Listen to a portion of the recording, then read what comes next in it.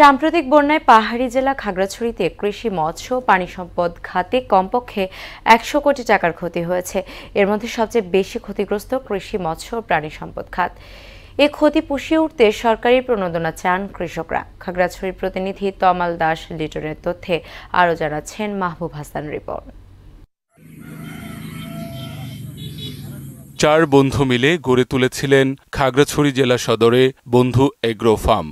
সেই ফার্মের তরমুজ, শশা, বেগুন, করলা ক্ষেতের সবকিছুই বন্যার পানিতে তলিয়ে যায়। ক্ষয়ক্ষতির এমন চিত্র পুরো খাগড়াছড়ি জেলা জুড়ে।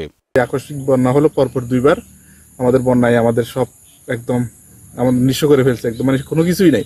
আমাদের বাড়ি থেকে চাল, ধান সবগুলা ভিজে গেছে, পানিতে ভরে গেছে। বন্যায় আমাদের মাছ সবগুলো চলে গেছে।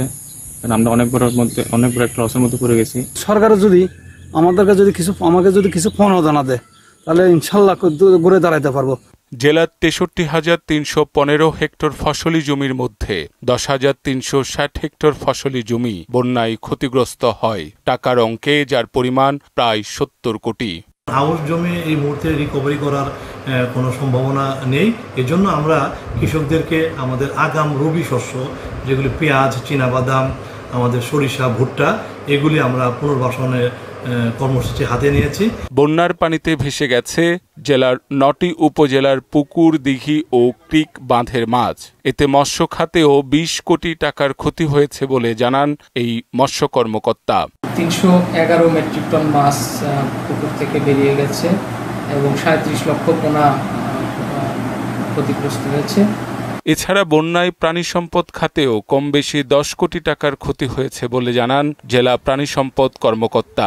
বন্যার কারণে অনেক খামার পানিতে ডুবে গেছে এবং কিছু কিছু উপজেলাতে মুরগি সহ খামারও পানিতে ভেসে গেছে। বন্যা পরবর্তী সময়ে আমাদের কাছে আমরা রিপোর্ট পাচ্ছি যে কিছু গরু ছাগল মারা যাচ্ছে। এই তথ্যগুলো আমরা সংগ্রহ করতেছি এবং তাদেরকে আমরা চিকিৎসা সেবা দেওয়ার চেষ্টা করতেছি। এ ক্ষতি কাটাতে কৃষি বিভাগ থেকে প্রণোদনার আশ্বাস দেওয়া হলেও সুখবর মেলেনি অন্যান্য বিভাগগুলো থেকে। সুদবিহীন ব্যাংকিংয়ে আত্মশুদ্ধির পথ এনআরবিসি ব্যাংকের ইসলামিক ব্যাংকিং আল আমিন।